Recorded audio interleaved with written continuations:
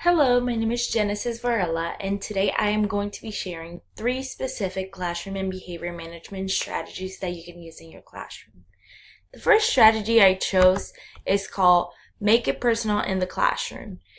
There we have the web link for Make It Personal in the Classroom. So the overview of this strategy is that the teacher creates a safe and welcoming environment in the classroom to promote unity by making lessons personal and meaningful. So, in order to make a lesson personal, we are able to relate the lesson to the students. So I don't want to just teach a concept, but also make it personal and meaningful to the students.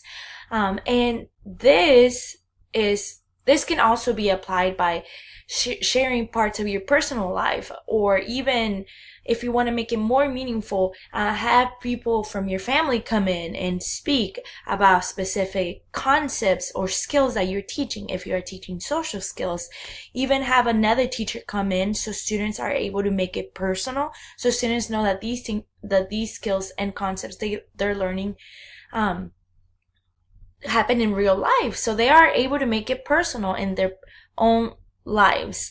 And also, this strategy supports PBSIS because it promotes positive classroom environment and minimizes inappropriate behaviors. And let me explain that a little bit more. So the reason why it promotes positive behavior classroom environment is because you are really opening a part of your life into your classroom. You are bringing a part of your personal life into the classroom that creates this positive atmosphere in your classroom. You're allowing the students to get to know you, and you are also getting to know your students through these lessons, so they are able to feel comfortable in this positive and safe environment that you're creating. And if they are feeling this specific way, students, you'll notice that that inappropriate behaviors will minimize because they feel part of this community, because the lessons aren't just a math problem. They aren't just a science experiment. They aren't just a social skills lesson. They are making it personal. They are making it meaningful into their lives. I will personally use this strategy to create a safe environment in my personal classroom. Each student should feel like they belong in their classrooms. So, I really would like to use this in my future classroom. I'm currently not teaching. I'm a paraprofessional, but I would currently, even applying into my own job position by just every concept I teach or skill just related to my personal life. And that would teach my students that I'm a real human being. I'm just not a teacher that works and gets paid, but I'm also learning the concepts with them. I'm making it personal. I'm making it meaningful to them, and they're able to see that. Lastly, I will implement this strategy with my team by promoting unity, safety, and teamwork in each classroom. So not only can you make it personal in your own classroom family, but you can also implement it in your school community. And that's how you create a family, and how you build relationships within different classrooms. And it promotes unity, safety, and teamwork in the classroom. And again, going back to minimizing inappropriate behaviors. If students feel comfortable with one another, they'll be able to act the way they want to act. And honestly, if they are not being bullied, if they're not uncomfortable in the classroom, and they feel like they're part of this family, they'll be able to act more natural and even feel safe to ask questions and feel safe to be themselves. And just opening that door into your classroom will just help so many other areas. Academically, it could be academically, emotionally, and of course behaviors. But I just thought this strategy was so great, making it personal in the classroom. All right. So the next strategy is classroom economy: earn, save, spend. So we are pretty familiar with talking economy. So I'm currently working in a special needs classroom, and we do have a choice board. I previously shared that, but this specific classroom economy web link, it talked about using tallies tally marks on the board. So each student has a number, and their numbers are written on the whiteboard.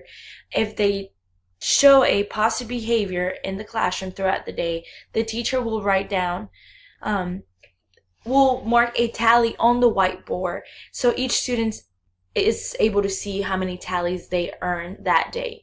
The tally will change its worth depending on the day, and that also teaches math skills, social skills, because the students are adding and they're able to apply those math skills without even thinking that it's a lesson. They're just adding them because they earned it. So the teacher uses a talking economy strategy as a classroom management strategy. Each student receives a tally mark next to their classroom number. The strategy supports PBSIS because it helps maximize academic engagement and minimize inappropriate behaviors. So again, it's like a token economy. If they're receiving something, they are being encouraged to do that specific skill, that specific action that they did. If they know that that the teacher is satisfied when they complete their work and that they get a tally after they turn in their paper, they are more likely to complete their work. So this truly maximizes the academic engagement in the classroom. So I just thought it was really great for high school or middle school because it teaches it can be like a bank. Each student is keeping track of their points and they're adding them. So that's another skill that you're teaching. We actually do have our higher functioning students in my classroom. We have them add their coins at the end of the day, and they had to write down their balance in their checkbooks. So it's something really great that I totally agree with this, the classroom economy strategy, because it's so good. They're not only acting correctly in the classroom, they are learning so many different skills. And I will personally use this strategy as a classroom management technique to encourage my students to complete job tasks, reduce inappropriate behaviors, and teach them social skills. So I just cover all those things that I talked about. Not only is it for to avoid inappropriate behaviors, but also for in a special ed classroom. This is just great because you're teaching them social skills. In math classes, in a regular ed classroom, they are exposed to these things, to adding, subtracting, but so many of our students in a special ed classroom do not have those skills. But by really seeing the coins or the tallies, they are able to really connect that information. So I will implement this strategy with my team by promoting a school bank that will teach our school math and social skills. Each classroom can be a different bank, and each teacher can represent a bank teller. So I thought that was pretty fun. I thought of that idea as I was typing my PowerPoint. Each classroom can be, let's say, Bank of America or SunTrust, or each class can be their own bank, and the teacher can be a bank teller, or they can build an ATM where students can come deposit their money at the end of the day. I think that would be just such a great idea to do it, and even involve the principal, or just get creative with this idea on how to really involve the whole school in this, because it can be implemented in one classroom, in each classroom individually, but it can also, you can make it fun by collaborating with other classrooms, by creating other banks, and students are depositing their money at the end of the day, and they have a balance, and they're adding the money, and they're able to take out money and use it at the end of the day. So that was the way I would use it with my team. I think this is a great classroom management strategy, and I would definitely use it in my classroom. The last one is specific praise. This worked for me personally when I was a student, and it works so well now with my students. So there is I share the web link right there. And the overview of specific praise is the teacher gives students immediate positive feedback that builds students' confidence in the activities they are working on. This strategy encourages students to continue working on challenging behaviors and activities through positive feedback. What I truly liked about this strategy is that the students are receiving immediate feedback. Many times they turn in a paper and they're unsure of what they did. They're nervous of the grade they're going to get. But if you're walking around during a specific activity and you notice that they're doing something good, you are giving them a specific praise. And by specific, hey, I really like the way you describe the action in that sentence. I really like the way you are using your pencil grip, or just specific praise that you're giving them, verbal praise. They are immediately receiving feedback on what they are doing. And guess what? If they seem to be challenged, they're going to realize that, hey, I'm doing good, so I'm just going to continue. Because many times they are motivated and students will stop working because they are not engaged, they are confused, they do not know what they're doing. So if you provide immediate positive feedback, they will be able to, hey, continue working on those challenging strategies and activities that they're doing. So this strategy supports PBSIS because it improves classroom and school environment. It also increases positive behavior in the classroom by motivating student skills and performance. And the part where it says improves classroom and school environment, I believe this is so true, because if you are constantly providing positive feedback to your students, you can feel the positive atmosphere in the room. I mean, when I'm working in small groups with my students, they come in and I'm just giving them small specific praises, and I'm telling them, hey, I like how you're working. I like how you're reading so quickly and how you're reading quietly. And it just promotes that positive atmosphere, and they want to continue working, and they are being compliant to your orders and to what you're asking them to do. So I really think that it just improves the positive environment in a classroom. And again, it motivates student skills and performance. You will notice them right away. I will personally use this strategy, again, to motivate and improve my students' learning during small groups and independent activities. I believe this is just huge. It can be used in whole group instruction as well.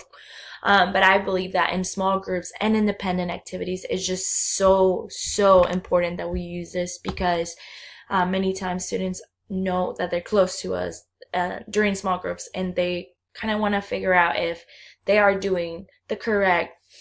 solving a problem correctly, or if they are writing a sentence correctly. And if you're right there, you can immediately provide feedback and, hey, why don't we try fixing this? But I really like how you did that. And just you're immediately providing feedback for them. And for independent activities, you can walk around the classroom and just give them feedback.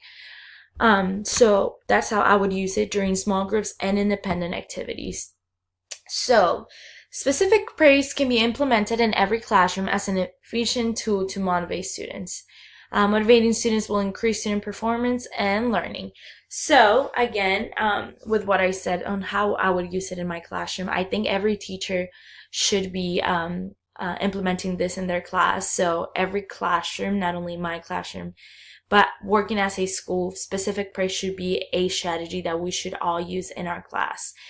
So the whole school, and even like when we have visitors, the principal, even at PE, even during electives, the teachers can also use specific praise to motivate students. So we are building this healthy environment and community in our school.